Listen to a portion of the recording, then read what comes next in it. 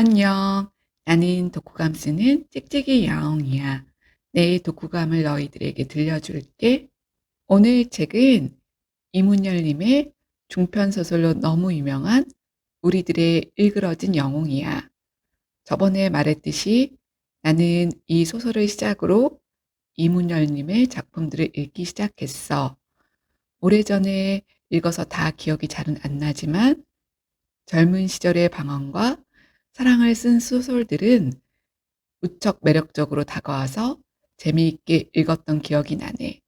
우리 서재에 이문열 평역이라고 되어 있는 삼국지 전집이 있는데 이번을 계기로 다시 도전해 봐야겠다는 생각이 들어. 그럼 이 소설의 주인공 소개해 줄게. 반장 엄석대, 그리고 전학 온 아이인 나 한병태, 그리고 담임 선생님들과 학급 아이들 등이 있어. 아버지의 갑작스런 좌천으로 서울의 명문학교에서 시골의 Y 국민학교로 나는 전학을 가게 되었어.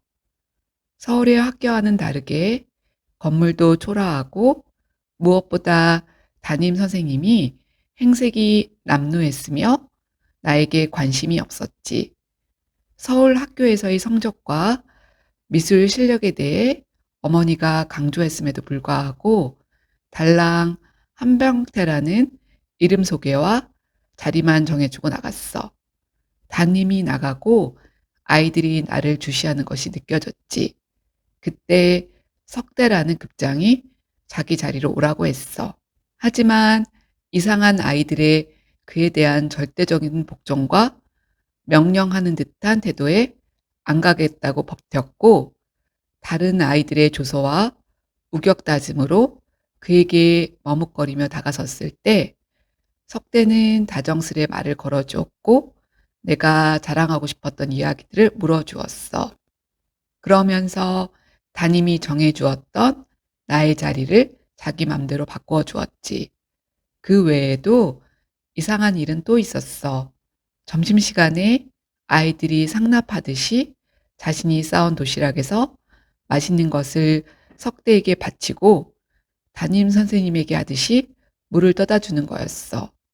그리고 또 쉬는 시간에 아이들이 싸운 일이 있었는데 석대는 코피가 난 아이에겐 응급처치를 하고 다른 아이는 몇 대 쥐어받고 벌을 서게 했어. 두 아이 다 그의 말을 고분고분 따랐는데 나중에 들어온 담임조차 그 조치를 따르며 벌 서고 있는 아이를 때리며 그 일을 마무리 지었지.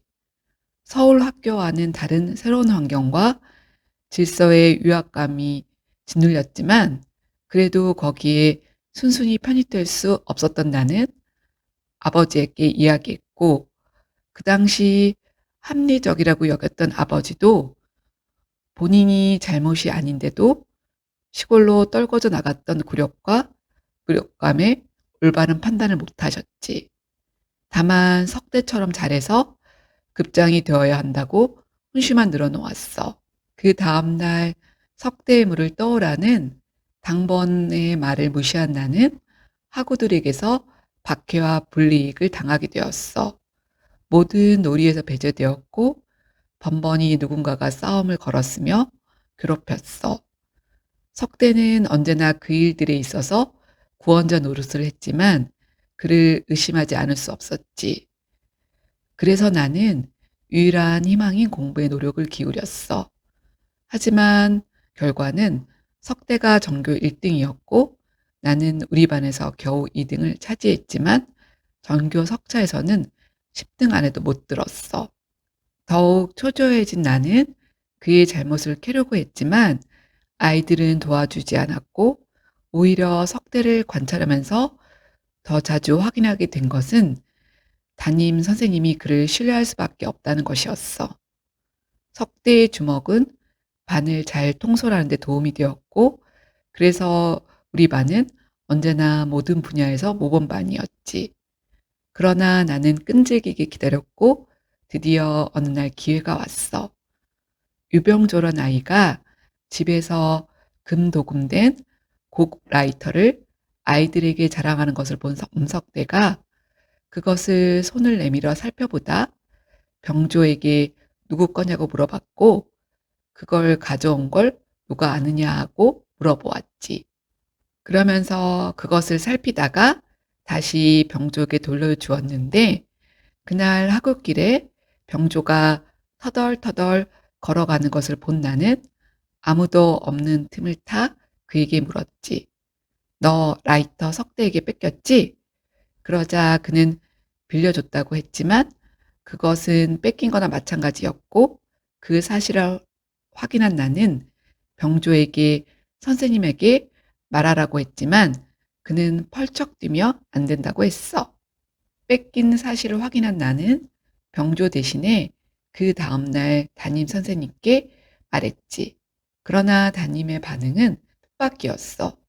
분명히 알고 하는 소리냐며 석대히 다른 잘못도 말하는 내 이야기를 제대로 듣지도 않은 채 쫓아버리고 자기가 확인하겠다며 교실로 돌아가라고 했어.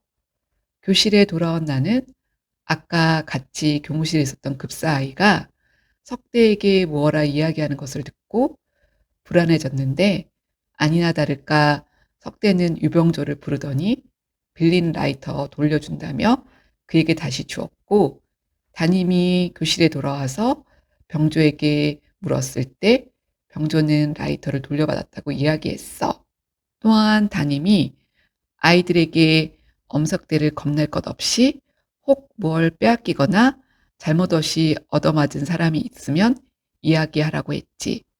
그러나 아이들은 아무도 말하지 않았고 담임 선생님은 처음부터 이런 결과를 짐작했다는 투로 그 일을 매듭짓고 끝냈어.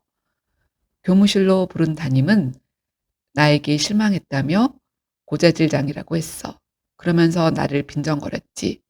나는 억울해서 소리를 지를 뻔했지만 정신을 가다듬고 선생님께 아이들이 석대를 두려워해서 진실을 밝히지 못한다고 말했어. 그래서 무기명으로 조사를 해보면 어떻겠냐고 했고 선생님은 모두를 밀고자로 만들려고 한다며 뭐라고 했지만 눈물을 쏟는 나를 보고 문제의 심각성을 깨닫고 교실로 돌아가 있으라고 했지. 잠시 후에 돌아온 선생님은 반 아이들에게 석대화의 문제에 대해 무기명으로 쓰라고 하지만 아이들이 머뭇거리자 반 전체로 그것을 확대해 문제 있는 아이들이나 학급 문제에 대하여 쓰라고 하지. 그리고 아이들이 쓴 것을 거둔 그는 모든 수업이 끝날 때까지 가만히 있다가 나를 교무실로 불렀어. 담임의 거듭된 당부에도 반 이상은 백지였고 뭔가가 써 있는 반인 32장 중에 15장은 나의 이런저런 잘못들을 들추는 글이었고 나머지는 다른 아이들의 것들 그리고 석대의 비행에 대해 적혀져 있는 것은 내가 쓴 것뿐이었지. 담임은 이해는 한다며 그러나 서울의 학교 규칙과 여기는 틀리다며 먼저 아이들의 마음을 사라고 그리고 석대를 보라고 전학년에서 가장 공부 잘하고 모범적인 급장이라고 했지. 더 이상 싸울 의지를 상실한 나에게 전보다 몇 갑절이나 더 괴롭고 고단한 학교 생활이 시작되었어. 아이들은 공공연히 시비를 걸었고 사소한 실수들은 계속 지적 대상이 되었으며 모든 놀이에서 차단되었고 나의 말을 들은 어머니가 학교까지 찾아갔지만 어머니조차 선생님과 석대를 만나고 나에게 좀스럽고 셈이 많다고 하시며 공부나 열심히 하라고 하며 석대를 칭찬하기까지 했지. 승산 없는 그 싸움에 점점 지쳐가던 무렵 장학간의 학교 순시로 인해 전 학교의 청소가 시작되었고 우리 반은 석대의 지시에 따라 각자 맡은 구역을 청소하고 있었어. 나는 2개의 창틀, 유리를 맡게 되었고 정말 정성을 다해 깨끗이 닦았지만 석대의 검사에 합격하지 못해 다시 닦기를 3번 이상 하게 되었지.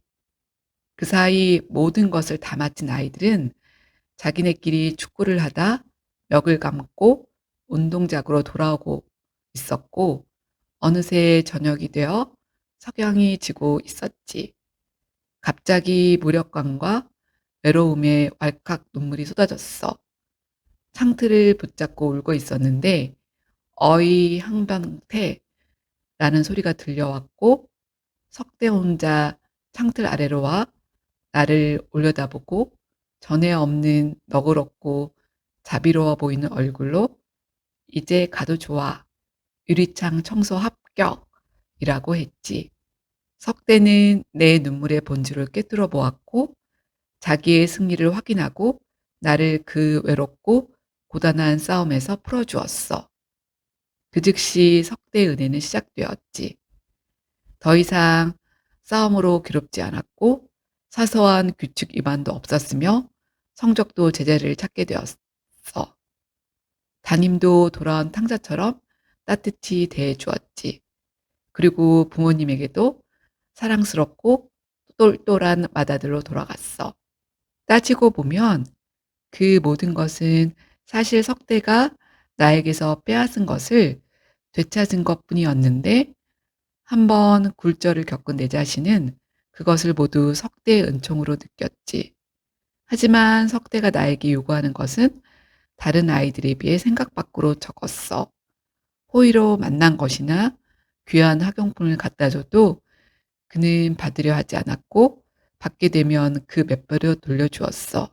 다만 그것들이 하나같이 다른 아이들에게 거둔 것들이어서 깨름직하긴 했지만 그가 내게 바라는 것은 오직 그의 질서에 순응하는 것이었어.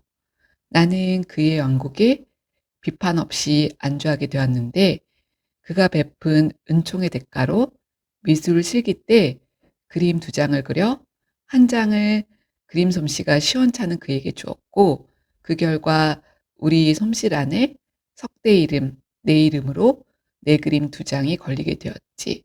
그러나 그것도 석대가 강요한 것은 아니었고 내가 자발적으로 해준 기억이야. 그런 석대의 왕국은 담임이 갈린 지 한 달도 안 돼 끝나게 되었어. 그 전에 나는 석대의 엄청난 비밀을 우연히 알게 되었어. 12월 일제고사를 치던 날 수학을 잘하는 아이와 같이 앉게 되었지. 응용 문제 하나에서 답이 막힌 나는 컨닝을 하겠다기보다는 그 아이가 답을 썼는지 궁금했는데 답안지를 다 채운 그 아이가 이름을 지우고 있는 것을 보게 되었어. 그래서 그 답안지를 유심히 관찰했는데 제출하는 그 답안지 이름이 엄석대로 바뀐 것을 알게 되었지. 눈을 마주친 나에게 그는 이번에는 산수가 자기 차례였다고 하며 다른 과목들도 그렇다고 하는 거였어. 그러면서 2과목 정도만 석대가 공부하고 나머지는 다 이런 식으로 한다고 했지. 그러면서 너도 석대 대신 그림을 그려주고 있으니까 맙소사. 그러나 이 엄청난 비밀을 알아버렸지만 이미 호되게 당한 나는 더 이상 그것을 밝힐 자신이 없었고 석대의 왕국에서 편안함을 누리고 있었기 때문에 그냥 눈을 감았지. 여기까지가 석대의 시대인 1부 이야기야.